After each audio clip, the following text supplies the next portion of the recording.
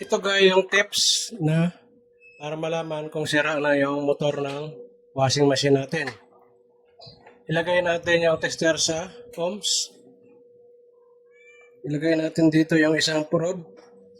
Yan. Sukatin na, i-test natin ito. Dapat may makuha tayo ng reading. Walang nakuha reading. Yan. Lipat tayo dito sa isa. May nakuha tayong 29.2 ohms.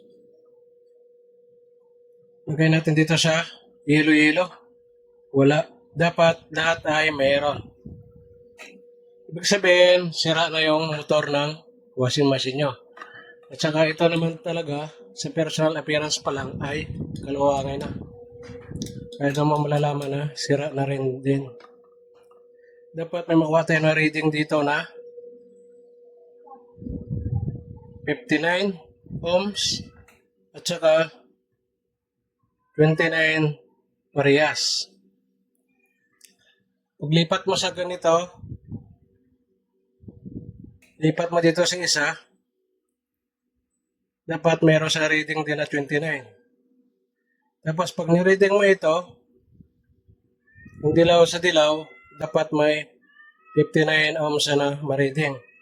Dahil ito yung common natin, ito yung forward and reverse natin na nakakonect sa kapasitor. Yan lang mapalatandaan na may putol yung motor natin at saka sira na yung motor natin ng washing machine natin.